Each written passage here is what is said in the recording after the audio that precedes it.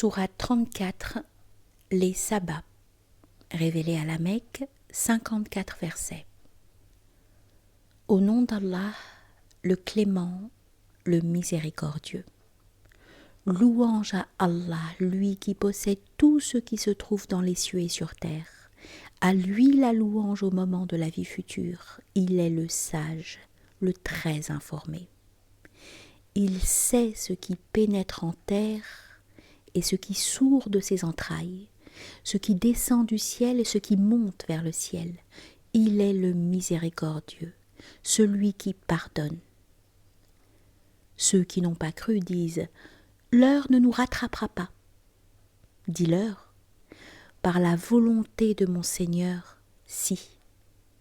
Il est celui qui connaît l'invisible, et rien ne lui échappe, quelque infime que soit son poids, ni dans les cieux ni sur terre, ni plus petit ni plus grand, tout est retranscrit dans un livre explicite.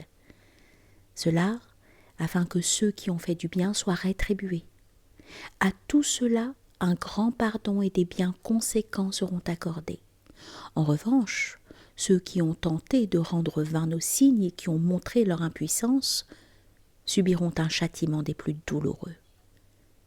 Ceux à qui la science a été donnée par ton Seigneur verront que c'est bien là la vérité qui pousse dans le droit chemin, un chemin honorable et digne de louange.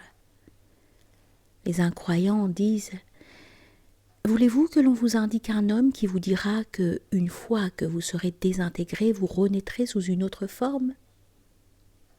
Cet homme-là ment à propos d'Allah, à moins qu'il ne soit possédé par des djinns, car ceux qui ne croient pas à la vie future seront dans un tourment et un grand égarement.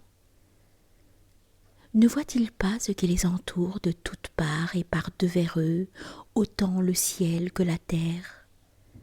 Si nous le voulions, la terre se déroberait devant eux, ou alors nous ferions tomber une partie du ciel sur leur tête. Il y a en cela suffisamment de signes pour celui qui est capable de se repentir. Nous dotâmes David de nos bienfaits. Nous fîmes des montagnes et des oiseaux ses complices, qui chantent des cantiques avec lui. Nous lui amollîmes le fer. Fais-en des cuirasses et pose les mailles à la bonne taille. Faites-les de la meilleure façon, car je suis attentif à tout ce que vous faites. À Salomon, nous soumîmes le régime des vents. Ils soufflèrent l'équivalent de tout un mois dans une direction donnée et l'équivalent de tout un mois dans la direction inverse. Nous lui fîmes couler une fontaine de cuivre. À son service une cohorte de djinns qui œuvraient selon l'ordre de son Seigneur. Quant à ceux qui n'observent pas nos directives, nous leur ferons goûter la douleur des flammes infernales.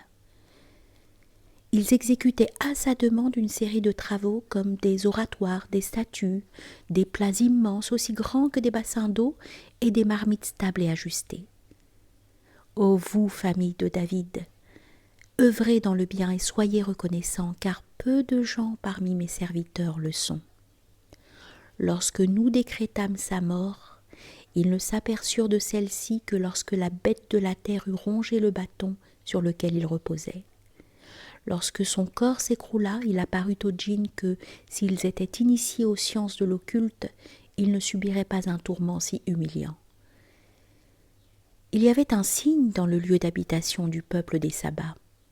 2 jardins placés à droite et à gauche. Il leur avait été demandé de manger des bienfaits que Dieu leur avait octroyés, de le remercier de la terre bénie qu'il leur avait accordée et de son pardon magnanime.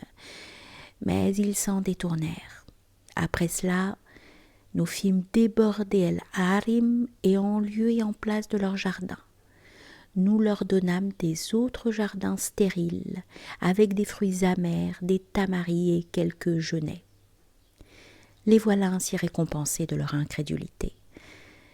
Mais peut-on sévir contre une autre personne que la personne incroyante ? Nous plaçâmes entre ces cités et celles que nous avions bénies des étapes plus ou moins éloignées, afin que les échanges soient faciles. Circulez-y en toute sécurité, aussi bien de jour que de nuit. Les sabbats dirent « Notre Dieu éloigne nos voyages les uns des autres. » Ils se firent tort.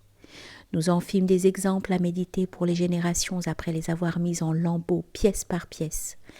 Il est en cela des signes pour toute personne qui persévère et qui est reconnaissante. Et Iblis, qui a tout manigancé, a bien réussi son coup. Ils l'ont tous suivi, à l'exception d'un petit groupe de croyants, même s'ils n'avaient aucune autorité sur eux. Mais cela nous a servi pour connaître qui parmi eux croyait à la vie future et qui en doutait encore. Ton Seigneur est à cet égard le gardien de toutes choses. Dis-leur, invoquez les divinités que vous vous êtes données en dehors d'Allah. Ils ne possèdent pas le moindre grain des cieux et de la terre, ne sont en rien concernés par cela et ne peuvent l'être d'aucune manière. Et aucune intercession ne sera reçue hormis celle qu'il permettra. Dès lors que la frayeur aura été chassée de leur cœur, les impies diront « Qu'a dit votre Dieu ?» Ils leur répondront « La vérité. Il est le plus haut, le plus grand. » Dis « Qui pourvoit à vos besoins des cieux et de la terre ?» Répond « Allah. » Nous, vous, qui est sur la bonne voie et qui est dans un égarement réel ? Dis « Vous ne serez pas interrogés sur les péchés que nous avons commis, et nous ne serons pas interrogés sur ce que vous avez, vous, commis. Dis « Notre Seigneur nous réunira ensemble et tranchera entre nous au moyen de la vérité. Il est le grand juge, l'omniscient. Dis « Montrez-moi ce que vous lui avez associé comme autre divinité. De grâce, il est Allah, le plus puissant, le sage. Nous t'avons envoyé, ô prophète, pour être au service de tous les hommes, en annonciateur de la bonne nouvelle et en messager, mais beaucoup de gens ne le savent pas. Ils tiennent ce propos. À quand donc cette promesse si vous êtes véridique ? Réponds. Vous êtes conviés à un jour que vous ne pourrez retarder ni avancer, ne serait-ce que d'1 heure. Et ceux qui ne croient pas disent « Nous ne croyons pas à ce Coran, ni à ce qui l'a précédé en termes de révélation. » Ah, si tu les voyais le jour où ils seront alignés devant leur Seigneur et où ils s'interpelleront mutuellement, ceux qui auront été humiliés diront à ceux qui auront été grandis, « Si ce n'était vous, nous aurions été des croyants. » Les orgueilleux diront à ceux qui auront été les plus humbles, « Est-ce nous qui vous avons détourné du bon chemin lorsqu'il vous a été indiqué ? Mais vous étiez des criminels. » Mais ceux qui auront été amoindris diront à ceux qui auront été ennoblis, « Au contraire, ce sont vos manigances de la nuit et du jour pour nous pousser à ne pas croire en Dieu et à lui donner des rivaux. » Ils enfermeront leurs amers regrets lorsqu'ils verront les supplices qui les attendent. Nous mettrons des chaînes au cou des incrédules et seront rétribués à la hauteur de leurs œuvres.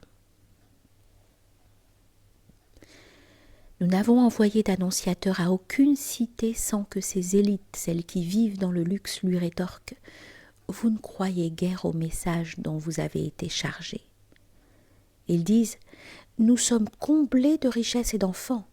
Nous ne saurions être soumis au supplice. » Dis « Mon Seigneur met la richesse à disposition de qui il veut et en dispose librement. » Mais la plupart des gens l'ignorent. Ce ne seront ni vos richesses, ni vos enfants qui vous rapprocheront de nous. Seuls ceux qui croient et qui accomplissent de bonnes œuvres verront leur récompense décuplée. Paisibles, ils seront placés dans de magnifiques pavillons. En revanche, ceux qui auront tant médit sur nos signes en cherchant à les diminuer, ceux-là connaîtront des vils tourments. Dis, mon Seigneur prodigue la richesse à qui il veut parmi ses serviteurs. Il substituera amplement tout bien que vous aurez dépensé. Il est le meilleur des dispensateurs. Le jour où il les rassemblera tous, il dira aux anges, « Sont ces gens-là qui vous vouaient un culte ?» Les anges diront, « Gloire à toi, tu es notre tuteur et non pas eux. Ils adoraient les démons car la plupart d'entre eux y croyaient. »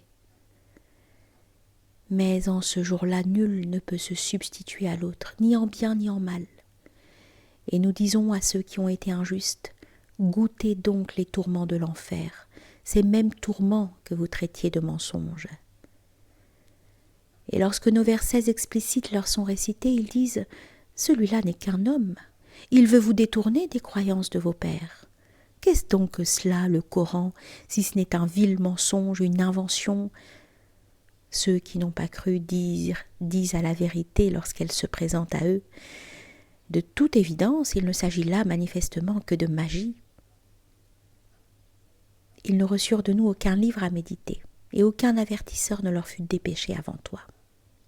Et ceux qui étaient avant eux ont aussi récusé nos messages, sans qu'ils aient atteint le 10e de ce que nous leur avons révélé. Et ils ont traité mes envoyés d'imposteurs. Ah, quel a été mon désaveu! Dis, voici la seule et unique exhortation que je vous adresse. Mettez-vous sérieusement à l'œuvre au sujet d'Allah, par groupe de 2 ou séparément. Méditez ensuite à ce sujet. Dites-vous bien que votre compagnon n'est pas possédé par un djinn. Il est seulement celui qui vous avertit du terrible châtiment que je tiens pour vous. Dis, je ne requiers de vous aucun salaire, gardez-le. Mon salaire est sur le compte d'Allah, car il est témoin de tout. Dis, mon Seigneur vous lance avec force la vérité, il est le meilleur à connaître l'invisible. Dis, la vérité est venue, l'ère du faux a disparu et ne peut revenir. Dis, si j'ai perdu le chemin, je ne l'ai perdu qu'à mes dépens. Si en revanche j'ai retrouvé la bonne voie, c'est grâce à ce que mon Seigneur m'a révélé. Il est celui qui écoute, le plus proche. Si tu voyais lorsque, pleins d'effroi, les mécréants n'auront plus d'échappatoire et seront appréhendés en un lieu très proche, ils diront alors « Mais nous y avons cru. Comment pourraient-ils y croire en se tenant si éloignés de la foi ?» Mais ils n'y ont pas cru antérieurement. Et maintenant les voilà qui déblatèrent de très loin au sujet de l'inconnaissable. Un abîme les séparera de ce qu'ils désirent, à l'instar de ce qui a été fait pour leurs semblables, car ils étaient dans un doute immense.